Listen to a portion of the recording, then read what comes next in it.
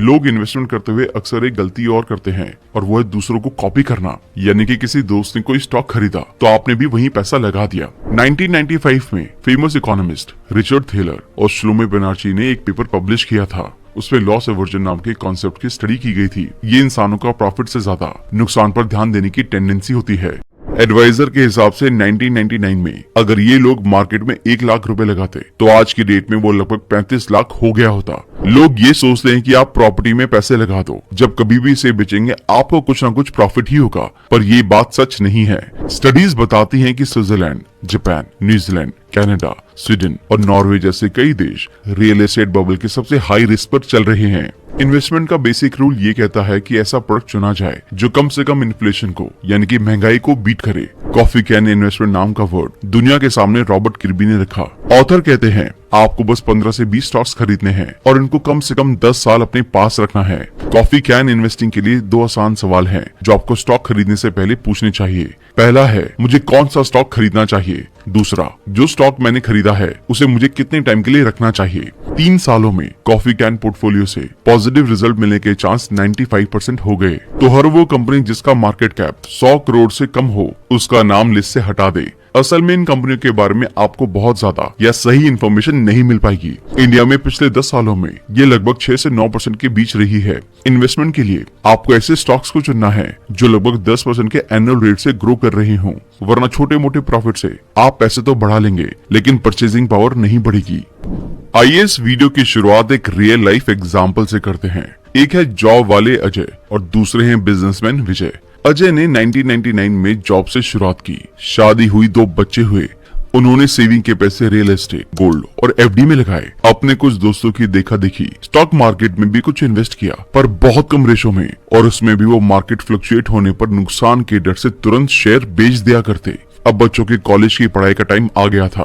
ऊपर से 50 की उम्र तक आते आते जब उनको ये समझ आया कि अब रिटायर होने में कुछ ही साल बचे हैं तो वो बस हाथ मलते रह गए, क्योंकि उनके पास सेविंग के नाम पर कुछ खास नहीं था। जिस प्रॉपर्टी में उन्होंने बड़े जोश के साथ पैसे लगाए थे उसकी कीमत भी रियल एस्टेट में आई मंदी की वजह से लगभग 40% तक घट गई थी। उनके आज के खर्चे के हिसाब से भी देखे तो साल के 20 लाख रुपए के हिसाब से उनको आगे कम से कम 6 करोड़ रुपए की जरूरत थी। पीएफ अकाउंट और सारे इन्वेस्टमेंट मिलाकर भी उनके पास मुश्किल से 2.5 करोड़ रुपए ही बनते थे, जबकि उनके पास रिटायर हो जाने के बाद इनकम का कोई दूसरा सोर्स भी नहीं था।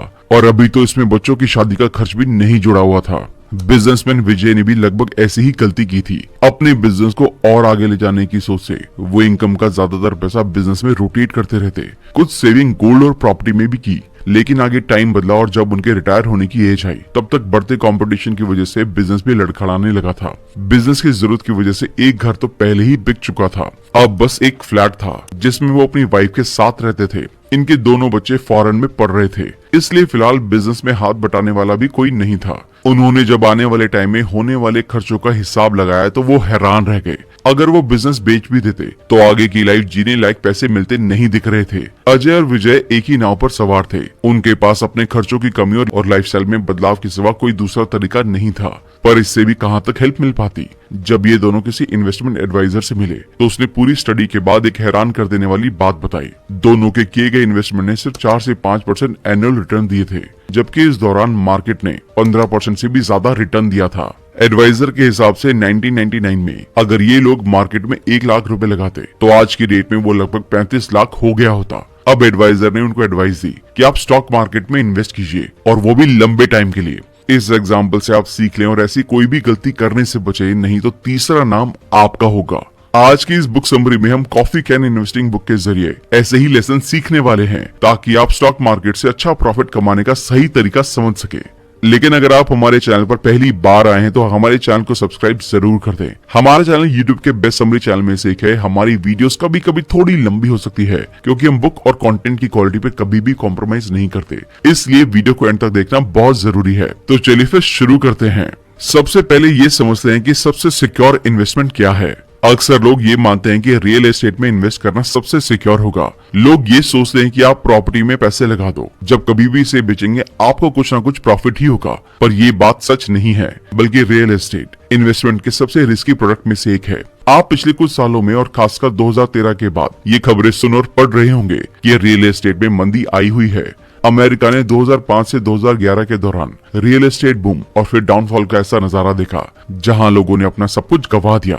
स्टडीज बताती हैं कि Switzerland, Japan, New Zealand, Canada, Sweden और नॉर्वे जैसे कई देश रियल एस्टेट बबल के सबसे हाई रिस्क पर चल रहे हैं। किसी प्रॉपर्टी की कीमत के लिए मार्केट की इकोनॉमी के अलावा बड़ा रोल लोकेशन का भी होता है।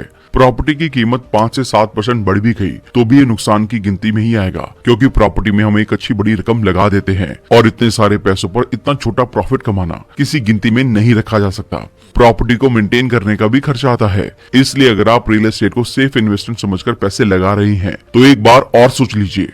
अब सेफ इन्वेस्टमेंट के नामों में फिक्स डिपॉजिट आता है। इसके रिटर्न सेफ तो कहे जा सकते हैं पर अच्छे नहीं। इन्वेस्टमेंट का बेसिक रूल ये कहता है कि ऐसा प्रोडक्ट चुना जाए जो कम से कम इन्फ्लेशन को यानी कि महंगाई को बीट करे, लेकिन जिस तरह से महंगाई बढ़ती है उसी रेशो में फिक्स डिपॉजिट जैसे सेफ प्रोडक्ट्स का रिटर्न नहीं बढ़ता, बल्कि इन पर मिलने वाला इंटरेस्ट टाइम के साथ घटता चला जा रहा है। मुझे अपने बचपन में देखिए एक एफडी याद है जिसमें 12% का इंटरेस्ट रेट लिखा था, पर आज की तारीख में इस पर शायद ही कहीं आपको 6 से 7% ज्यादा इंटरेस्ट मिल पाएगा। गोल्ड की सच्चाई देखे तो ज्यादातर इंडियन घरों में सोना किसी इन्वेस्टमेंट के तौर पर नहीं बल्कि बच्चों की शादी की तैयारी के हिसाब से खरीदा जाता है। इसलिए हम ऐसे गहने खरीदते हैं जिन पर मेकिंग चार्जेस लगे होते हैं। अगर गहनों को बेचने का वक्त आएगा तो कौन सा ज्वेलर आपको मेकिंग चार्जेस भी वापस कर देगा। कुछ लोग कॉइन्स खरीदते हैं। ये गहने खरीदने से तो अच्छा ही है, पर फिर भी गोल्ड के साथ सबसे बड़ा रिस्क है उसे संभालने का। ऊपर से सोने की कीमतें बढ़ने घटने के पीछे geopolitical tension, demand and supply, mining और रिफाइनिंग जैसे बहुत सारे फैक्टर जुड़े होते हैं। हर 10 साल में कम से कम 2 से 3 साल ऐसे जरूर आते हैं जब सोने की कीमतें एकदम घट जाती हैं। तो ओवरऑल अगर हम इन्वेस्टमेंट को कंपेयर करें तो किसी भी साल में सबसे ज्यादा रिटर्न स्टॉक मार्केट ने ही दिए हैं। इसलिए ऑथर कहते हैं कि सिक्योर इन्वेस्टमेंट अपनी जगह है, पर अगर आपको आने वाले कल के साथ कदम मिलाकर चलना है तो गुड इन्वेस्टमेंट पर भी ध्यान देना होगा। अगर आप सोच समझकर काम करें तो इस गुड इन्वेस्टमेंट में फिलहाल स्टॉक मार्केट से ऊपर कुछ भी नहीं आ सकता। थोड़ी सी प्लानिंग इसे सेफ भी बना सकती है और प्रॉफिटेबल भी। अब हम ये समझते हैं कि स्टॉक मार्केट का एक्सपर्ट कैसे बना जा सकता है। हर कोई ये सोचता है कि स्टॉक मार्केट में सिर्फ बहुत तेज दिमाग वाले लोग ही प्रॉफिट कमा सकते हैं, पर अगर मैं आपको उन जाने माने लोगों के नाम बताऊं जो यहाँ नुकसान उठा चुके हैं तो आप हैरान रह जाएंगे। चार्ल्स मुंगेर और वॉरेन बफे भी कभी न कभी अपना नुकसान करवा चुके हैं। एल्बर्ट आइंस्टाइन तक ने नोबेल प्राइज में मिली ज्यादातर रकम स्टॉक मार्केट में लगाकर डुबो दी थी, यानी कि ये गलती किसी पर भी भारी पड़ सकती है। स्टॉक मार्केट की सबसे अच्छी बात यह है कि यहाँ आपके बजट की कोई रोक टोक नहीं है, यानी कि 100 रुपए या उससे कम में भी आप इसे शुरू कर सकते हैं। तो शेयर मार्केट के एक्सपर्ट बनने के लिए आप बड़ी कंपनी को स्टडी करना शुरू कीजिए। इनकी हर डिटेल आपको आसानी से मिल जाती है। आप कोई एक सेक्टर लीजिए जैसे बैंकिंग या फार्मा, या फिर कोई ऐसा सेक्टर जो आपको दिलचस्प या आसान लगता हो और आप उसकी स्टडी करते हुए बीच में ही बोर होकर काम बंद ना कर दें। ये अच्छी तरह से समझ लें कि आप सिर्फ किसी स्टॉक में नहीं बल्कि उस बिजनेस में अपनी मेहनत की कमाई डाल रहे हैं। ऐसा सोचने से आपको अपने आप मेहनत करने का मोटिवेशन मिलता रहेगा। चलिए अब ये समझते हैं कि कॉफी कैन इन्वेस्टिंग क्या है। ये वर्ड अमेरिका से आया है। जब आम लोगों के बीच बैंकों का इतना चलन नहीं था तब लोग कॉफी के डिब्बों में पैसे, कोई कीमती या जरूरी चीज रख दिया करते थे, यानी कि चीजें छिपाकर भूल जाओ। इंडिया में इस कॉफी कैन की जगह ले रखी है राशन के डिब्बों और तरह तरह की बर्नियों में। जब कभी हमें पैसे चाहिए होते तो माँ या दादी अपनी इसी तिजोरी से पैसे निकालकर हमारा काम चला देती। लेकिन पैसे बचाना सिर्फ अच्छी आदत है, जबकि इन्वेस्टमेंट करना समझदारी है। तो कॉफी कैन एक अच्छी बजटिंग और सेविंग टेक्निक है और इसमें थोड़ा सा बदलाव करके इसे एक बेहतरीन इन्वेस्टमेंट स्ट्रेटेजी बनाया जा सकता है। कॉफी कैन इन्वेस्टमेंट नाम का वर्ड दुनिया के सामने रॉबर्ट किर्बी ने रखा। उन्होंने इसे 1980 के दौरान तब ऑब्जर्व किया जब वो कैपिटल गार्जियन ट्रस्ट कंपनी के फाइनेंशियल एडवाइजर के तौर पर काम कर रहे थे। इस दौरान एक क्लाइंट के मरने के बाद उनकी पत्नी रॉबर्ट के पास आई। रॉबर्ट ने देखा कि वो क्लाइंट कंपनी की एडवाइस पर शेयर में इन्वेस्ट तो करते थे पर उनको कभी नहीं बेचते थे। इस क्लाइंट का पोर्टफोलियो बाकी लोगों से ज्यादा फायदे में था। ये पोर्टफोलियो देखते हुए रॉबर्ट को एहसास हुआ कि आज इसकी जो भी कीमत है उसका सिर्फ 20% ही कुल इन्वेस्टमेंट किया है, जबकि बाकी 80% तो पूरी तरह से प्रॉफिट ही है। इसे परेटो प्रिंसिपल कहा जाता है, यानी कि 20% कॉस्ट और 80% आउटकम। हालांकि उनके खरीदे स्टॉक में से ज्यादातर तो ऐसे थे जो मामूली फायदे या फिर घाटे में भी थे, पर कुछ स्टॉक्स ने अच्छी ग्रोथ दिखाई थी, जबकि कुछ गिने चुने स्टॉक्स ऐसे थे जिनकी कीमत इतनी बढ़ गई थी जिसने पूरे पोर्टफोलियो को प्रॉफिटेबल बना दिया था। रॉबर्ट ने इसे कॉफी कैन इन्वेस्टमेंट का नाम दिया। आपको भी यही करना है, यानी कि कुछ अच्छे स्टॉक चुनकर इन्वेस्टमेंट करते और फिर उनको भूल जाइए। ऑथर कहते हैं आपको बस 15 से 20 स्टॉक्स खरीदने हैं और इनको कम से कम 10 साल अपने पास रखना है। अब सवाल आता है कि जिस मार्केट में लगभग 2000 कंपनियां लिस्टेड हों तो वहां अच्छे 20 स्टॉक्स को कैसे चुनना है। इसके बारे में हम आगे बात करेंगे। सर आइजैक न्यूटन के स्टॉक में इन्वेस्ट करने के बारे में एक फेमस किस्सा है। 1720 में उन्होंने साउथ सी कंपनी में इन्वेस्ट किया था। उस टाइम किया जाने वाला एक ट्रेंडी इन्वेस्टमेंट था। कुछ टाइम बाद न्यूटन को ऐसा महसूस हुआ कि मार्केट कंट्रोल से बाहर जा रहा है। उन्होंने अपने स्टॉक को जिस दाम पर खरीदा था उससे डबल दाम पर बेचा। कुछ महीनों बाद न्यूटन एक बार फिर मार्केट ट्रेंड को देखकर इन्वेस्ट करने की सोचने लगे। उन्होंने दोबारा साउथ सी कंपनी में इन्वेस्ट किया। जब उन्होंने पहली बार स्टॉक खरीदे थे उसके मुकाबले इस बार स्टॉक बहुत ज्यादा महंगे हो चुके थे। धीरे धीरे स्टॉक के दाम कम होते गए, जिससे न्यूटन को इस बार 20,000 पाउंड से भी ज्यादा का नुकसान हुआ। लोगों को लगता है कि वो इन्वेस्टमेंट करने में फेल इसलिए हो जाते हैं क्योंकि वो स्मार्ट नहीं है, पर न्यूटन आज तक के सबसे स्मार्ट लोगों में से एक थे। तो फिर ऐसा क्यों हुआ? असली रीजन ये है कि वो जो महसूस कर रहे थे उसके हिसाब से इन्वेस्ट करते थे, ना कि रिसर्च के हिसाब से। Robert किर्बी capital group Los Angeles में इन्वेस्टमेंट मैनेजर थे। ये कंपनी अमीर लोगों को इन्वेस्टमेंट एडवाइस देती है। रॉबर्ट किर्बी के पास अपने क्लाइंट की बहुत सी सक्सेस स्टोरी है, पर एक स्टोरी है जो इन सबसे अलग है। वो क्लाइंट एक बूढ़ा रिटायर्ड इंसान था। किर्बी अपने क्लाइंट को बहुत सारे स्टॉक के बारे में बताते थे। फिर वो किर्बी के बताए हुए हर स्टॉक से $5,000 का स्टॉक खरीदते थे, लेकिन वो कभी भी स्टॉक को बेचते नहीं थे। करीब 10 साल में वो बूढ़ा आदमी मिलियनर बनने के नजदीक था। किर्बी बहुत खुश थे। उन्होंने इस तरीके के इन्वेस्टमेंट के स्टाइल को कॉफी कैन इन्वेस्टमेंट कहा। कॉफी कैन इन्वेस्टिंग के लिए 2 आसान सवाल हैं जो आपको स्टॉक खरीदने से पहले पूछने चाहिए। पहला है, मुझे कौन सा स्टॉक खरीदना चाहिए। दूसरा, जो स्टॉक मैंने खरीदा है उसे मुझे कितने टाइम के लिए रखना चाहिए। ये सवाल आसान लगते हैं, पर इनका जवाब देना बहुत मुश्किल है। न्यूटन ने इन सवालों के जवाब देने की कोशिश नहीं की थी, इसलिए उस स्टॉक में इन्वेस्टमेंट किया था जिसे सब खरीद रहे थे। जो लोग इस तरह के इन्वेस्टमेंट करते हैं वो सच्चे इन्वेस्टर नहीं होते। उन्हें पंटर कहा जाता है। पंटर अपने दोस्तों से मिले टिप के हिसाब से शेयर खरीदते हैं। वो बिना जाने कि कोई कंपनी आखिर करती क्या है उसमें इन्वेस्टमेंट कर देते हैं। वो अपने इन्वेस्टमेंट से जुड़े रिस्क को नहीं समझते, इसलिए सारे पंटर फेल ही होते हैं। सच्चे इन्वेस्टर के लिए इन 2 सवालों का जवाब साफ होता है। कॉफी कैन इन्वेस्टिंग सबसे अच्छी स्ट्रैटेजी है। आपको 10 से 25 बहुत अच्छी क्वालिटी के स्टॉक को चुनना चाहिए, फिर उन्हें 3 से 10 साल तक के लिए रखना चाहिए। अब आप ये कैसे डिसाइड करेंगे कि अच्छी क्वालिटी के स्टॉक कौन से हैं? पहला, कंपनी का 100 करोड़ से ज्यादा मार्केट कैपिटलाइजेशन होना चाहिए। मार्केट कैपिटलाइजेशन उस कंपनी के सारे शेयर का टोटल वैल्यू होता है। अच्छे क्वालिटी के स्टॉक का दूसरा फीचर होता है रिटर्न ऑन कैपिटल एम्प्लॉयड या रोस। इसका मतलब होता है कि वो फायदा जो कंपनी को खुद पर पैसे इन्वेस्टमेंट करने से मिलता है। आपके कॉफी कैन इन्वेस्टमेंट में सिर्फ वही स्टॉक्स होने चाहिए जिनका रोस 15% से ज्यादा है। रोस सबसे मेन फैक्टर है जो स्टॉक की वैल्यू कितना ग्रो करेगी इसे डिसाइड करता है। स्टॉक मार्केट के अलग अलग फैक्टर की वजह से कंपनीज बहुत तेजी से ऊपर जा सकती हैं और नीचे आ सकती हैं, लेकिन लंबे टाइम में एक बिजनेस कभी भी अपने रोस से ज्यादा रेट पर नहीं बढ़ता है। कभी कभी शेयर होल्डर को फायदा किए बिना ही बिजनेस बहुत बड़े रेट से बढ़ सकता है। इसका सबसे अच्छा एग्जांपल है एयरटेल। एयरटेल इंडिया के टेलीकम्युनिकेशन सेक्टर के सबसे बड़े प्लेयर में से एक है, इसलिए लगातार 2007 से 2017 तक मार्केट का 20 से 24% कैप्चर करके रखा। टेलीकॉम सेक्टर हर साल करीब 40% से ग्रो कर रहा है। हालांकि एयरटेल अपने इन्वेस्टर को ज्यादा फायदा नहीं दे रहा था। 2017 का एक शेयर 2007 के एक शेयर के मुकाबले 2% कम कीमत का था। ऐसा इसलिए क्योंकि एयरटेल अपनी कमाई को बिजनेस में बढ़ाने में लगा देता है। आखिर में उन सारे पैसों से इन्वेस्टर की कभी कोई हेल्प नहीं हुई। अच्छे क्वालिटी के स्टॉक को ढूंढने के बाद आपको ये डिसाइड करना होगा कि उसे कब तक रखना चाहिए। इस बारे में 2000 से लेकर 2017 तक एक स्टडी की गई थी जिसमें पता चला कि एक कॉफी कैन पोर्टफोलियो या सीसीपी लगातार दूसरी तरह के इन्वेस्टमेंट को हरा सकता है। 3 सालों में कॉफी कैन पोर्टफोलियो से पॉजिटिव रिजल्ट मिलने के चांस 95% हो गए। इसका मतलब है कि आपके पैसे बर्बाद नहीं होंगे।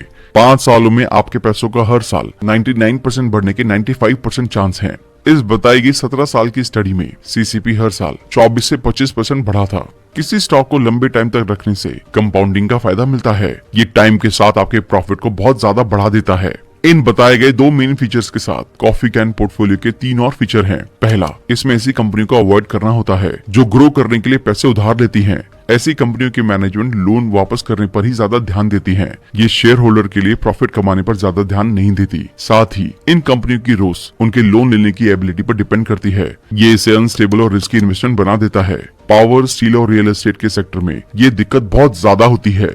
अगला फीचर है कंपनी के पास स्ट्रेटेजिक एसेट होते हैं। जो चीज किसी कंपनी को स्पेशल बनाती है वो है उसके intangible assets. Intellectual property intangible assets कहलाते हैं। इसका मतलब है पेटेंट, लाइसेंस या एक्सपर्टाइज जैसी चीजें।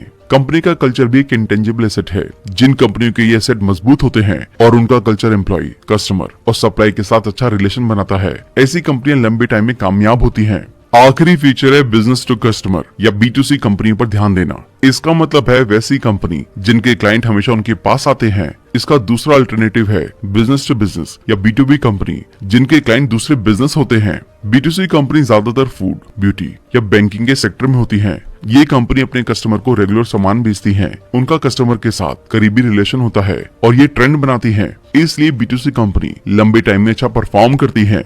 अब ये समझते हैं कि अच्छे स्टॉक कैसे चुने। ऑथर कहते हैं कि बस 5 चीजों का ध्यान रखकर भी आप लिस्ट बना सकते हैं। पहले नंबर पर है मार्केट कैपिटल। आप इसे कंपनी साइज भी कह सकते हैं। तो हर वो कंपनी जिसका मार्केट कैप 100 करोड़ से कम हो, उसका नाम लिस्ट से हटा दे। असल में इन कंपनियों के बारे में आपको बहुत ज्यादा या सही इन्फॉर्मेशन नहीं मिल पाएगी। कभी कभी ऐसा भी हो जाता है कि ये कंपनी गलत डेटा दे देती है, जबकि हर बड़ी और रेप्यूटेड कंपनी का ऐसा करने की पॉसिबिलिटी कम रहती है, क्योंकि इनके लिए अपना नाम, अपनी ब्रांड वैल्यू बहुत मायने रखती है। दूसरा पैरामीटर है रोज यानी कि रिटर्न ऑन कैपिटल एम्प्लॉयड, जिससे हमें ये पता चलता है कि कंपनी अपने कुल इन्वेस्टमेंट में से कितना प्रॉफिट कमा रही है। इसलिए रोज जितना ज्यादा होगा, किसी कंपनी के लिए ग्रोथ की पॉसिबिलिटी उतनी ज्यादा होगी। अब जिन कंपनियों का रोज 15% से कम है, उनका नाम हटा दे। यानी कि 2000 कंपनी की लिस्ट में से शायद आधी से ज्यादा लिस्ट तो छट गई होगी। पर यहाँ 15% की वजह क्या है? देखिए, अगर आपको एफडी करने से 6 से 7% रिटर्न मिल रहा हो, तो स्टॉक मार्केट के 7 से 8% वाले रिटर्न या म्यूचुअल फंड के 8 से 9% रिटर्न का मतलब क्या रह जाता है, जबकि आप लंबे टाइम के लिए पैसा भी लगा रही हैं और आपको बहुत स्टडी भी करनी है, यानी कि आपका एक्टिव इन्वॉल्वमेंट होने वाला है। इसलिए प्रॉफिट कम से कम 15 के आसपास तो होना ही चाहिए। तीसरा पैरामीटर है एनुअल ग्रोथ रेट, और इसके लिए हमें जीडीपी ग्रोथ और इन्फ्लेशन से कंपेयर करना है। इंडिया में पिछले 10 सालों में ये लगभग 6 से 9% के बीच रही है। इन्वेस्टमेंट के लिए आपको ऐसे स्टॉक्स को चुनना है जो लगभग 10% के एनुअल रेट से ग्रो कर रही हों, वरना छोटे मोटे प्रॉफिट से आप पैसे तो बढ़ा लेंगे, लेकिन परचेजिंग पावर नहीं बढ़ेगी। यानी कि आपका कैपिटल अप्रिसिएशन आने वाले वक्त के हिसाब से काम नहीं आएगा। तो अब आपका काम आसान हो गया है। आपको 100 करोड़ से ज्यादा की मार्केट कैप वाली कंपनियां लेनी है, जिनका पिछले 10 सालों में रोज 15% से ज्यादा रहा हो और एनुअल ग्रोथ रेट कम से कम 10% रही हो। हालांकि इनमें से 2 साल ऐसे हो सकते हैं जब कंपनी थोड़ी ढीली रही हो, जैसा हमने कोविड के दौरान देखा था। रशिया और यूक्रेन की वॉर से भी कुछ सेक्टर पर असर हुआ है, तो इन बातों पर भी गौर करना होगा। अगला फिल्टर है कंपनी की ब्रांड वैल्यू और आखिर है कंपनी की यूएसपी, यानी कि उनकी मोनोपोली और कॉम्पिटिटिव एडवांटेज क्या है। जो भी इन्वेस्टमेंट इस तरह के पोर्टफोलियो बनाकर किए गए थे, उनका परफॉर्मेंस सबसे अच्छा रहा था। यहाँ तक कि 2008 के दौरान दुनिया भर में आई मंदी में भी इन पर कोई खास असर नहीं डाला। पर कुछ लोगों के मन में सवाल भी आएगा कि आखिर ये तरीका इतना अच्छा साबित कैसे हो सकता है। इसकी वजह है कि जितनी बार आप ट्रांजैक्शन करते हैं तो ब्रोकरेज लगती है, जबकि लॉन्ग टर्म तक इन्वेस्टमेंट रखने पर ये खर्च कम से कम रह जाते हैं। यानी कि कॉफी कैन इन्वेस्टमेंट एक लो कॉस्ट स्ट्रेटेजी है। दूसरा, आपको टैक्स बेनिफिट मिल जाते हैं, मार्केट में आने वाली वोलेटिलिटी से बचाव हो जाता है, और इन सब से आपका कैपिटल एप्रिसिएशन ज्यादा होने लगता है। अब ये समझते हैं कि इन्वेस्टमेंट से रिस्क को कैसे घटाएं। बेंजामिन ग्राहम, जिन्हें फादर ऑफ वैल्यू इन्वेस्टिंग कहा जाता है, उनका एक फेमस कोट है, successful investing is managing risk not avoiding it. एक इन्वेस्टर के लिए सबसे बड़ी चिंता की बात होती है कि उसके इन्वेस्टमेंट में रिस्क भी कम से कम रहे। अब हमने तो ये समझ लिया कि स्टॉक कैसे चुनने हैं और उनको लंबे टाइम तक क्यों होल्ड करना है, पर क्या ये सारे स्टॉक आगे चलकर अच्छी तरह परफॉर्म करते ही रहेंगे? जवाब है बिल्कुल नहीं। हम स्टॉक का सिलेक्शन कंपनियों के आज के और बीते हुए कल को देखकर करते हैं, जबकि आने वाले कल के बारे में किसी को पता नहीं होता। तो इस पॉसिबिलिटी से इनकार नहीं किया जा सकता कि रिजल्ट बदल सकते हैं। पर अगर आपने अपने पोर्टफोलियो को डाइवर्सिफाई किया है, तो चाहे कुछ स्टॉक में नुकसान भी हो, लेकिन फिर भी आपके कुछ स्टॉक इतनी ग्रोथ करेंगे कि न सिर्फ नुकसान की भरपाई हो जाए, बल्कि ढेर सारा प्रॉफिट भी हो। तो यहाँ सबसे पहली सीख ये मिलती है कि आप एक ही स्टॉक में सारा पैसा ना लगा दें। अपने पोर्टफोलियो में वैरायटी रखें। इन्वेस्टमेंट में एज और फैमिली भी एक बड़ा रोल प्ले करती है। जैसे एक 24 साल के सिंगल लड़के के लिए इन्वेस्टमेंट की स्ट्रेटेजी अलग होगी। उसने अभी जॉब की शुरुआत की है, उस पर कोई जिम्मेदारी नहीं है और वो आगे कम से कम 30 से 35 साल और काम कर सकता है। यानी कि अगर थोड़ा एग्रेसिव इन्वेस्टमेंट भी रहे तो उसके पास रिकवर करने का मौका है। जबकि 40 साल के मैरिड और 2 बच्चे वाले इंसान के लिए इतना एग्रेसिव इन्वेस्टमेंट ठीक नहीं रहेगा। इसी तरह 60 की उम्र वाले इंसान के लिए इन्वेस्टमेंट और भी सावधानी से होना चाहिए। लोग इन्वेस्टमेंट करते हुए अक्सर एक गलती और करते हैं, और वो है दूसरों को कॉपी करना। यानी कि किसी दोस्त ने कोई स्टॉक खरीदा तो आपने भी वहीं पैसा लगा दिया। अगर उसने कोई स्टॉक बेचा तो आपने भी बेच दिया, जबकि ऐसा करना पूरी तरह से गलत है। हर इंसान का फाइनेंशियल गोल और रिस्क लेने की ताकत अलग होती है, इसलिए आपको फैसले अपने गोल और जरूरतों को ध्यान में रखकर करने चाहिए, न कि दूसरों को कॉपी करके। इसके अलावा अपने इन्वेस्टमेंट को टाइम टाइम पर चेक भी करते रहें, यानी कि कंपनी कैसा परफॉर्म कर रही है, आगे उसके प्लान क्या हैं और उनके पास किस तरह के ऑर्डर्स हैं। इन सब से आप ये तो समझ ही सकते हैं कि आपको कोई स्टॉक रखना है और ज्यादा स्टॉक इकट्ठे करने हैं या फिर इनसे दूरी बना लेनी है, तो अपने पोर्टफोलियो को डाइवर्सिफाई कीजिए, अपने गोल बनाकर उनके हिसाब से फैसले लें और अपने इन्वेस्टमेंट पर नजर रखें। यह वीडियो रीडर्स बुक क्लब का है। कॉफ़ी कैन इन्वेस्टिंग एक दीर्घकालिक निवेश रणनीति है जो धीरे धीरे लोकप्रियता प्राप्त कर रही है। इसका नाम कॉफ़ी कैन से लिया गया है, जिसका मतलब होता है एक ऐसा बर्तन जिसमें पुरानी चीज़ों को लंबे समय तक रखने की परंपरा होती थी, ताकि वह सुरक्षित रहें और समय के साथ उनकी कीमत बढ़े। इसी सिद्धांत को निवेश में भी लागू किया जाता है, जहां किसी एक बार चुनी गई अच्छी कंपनियों के शेयरों को खरीदा जाता है और फिर उन्हें बिना छुए लंबे समय तक 10-20 साल या अधिक रखा जाता है। इसका उद्देश्य समय के साथ कंपाउंडिंग के लाभ को प्राप्त करना है। कॉफ़ी कैन इन्वेस्टिंग का मूल विचार है कि ऐसी कंपनियों में निवेश किया जाए जो आर्थिक दृष्टि से मजबूत हों, जिनकी प्रबंधन टीम अच्छी हो, जिनकी लाभप्रदता साल दर साल बढ़ती रही हो और जिनकी प्रतिस्पर्धा में बने रहने की क्षमता हो। इन कंपनियों के शेयर एक बार खरीदने के बाद कई वर्षों तक बिना बेचने की सलाह दी जाती है, जिससे बाजार के उतार चढ़ाव का असर कम होता है और कंपाउंडिंग का लाभ मिलता है। म्यूचुअल फंड में फंड मैनेजर शेयरों को चुनते और बेचते रहते हैं। इसमें निवेशक को फंड मैनेजमेंट फीस देनी होती है और निवेशक का नियंत्रण कम होता है। वहीं कॉफ़ी कैन इन्वेस्टिंग में एक बार चुने गए शेयरों को लंबे समय तक बिना बेचने की सलाह दी जाती है, जिससे मैनेजमेंट फीस नहीं लगती और निवेशक खुद अपने निवेश को नियंत्रित कर सकता है। शॉर्ट टर्म ट्रेडिंग में निवेशक जल्दी लाभ कमाने के लिए शेयरों को बार बार खरीदते और बेचते हैं। इसमें उच्च जोखिम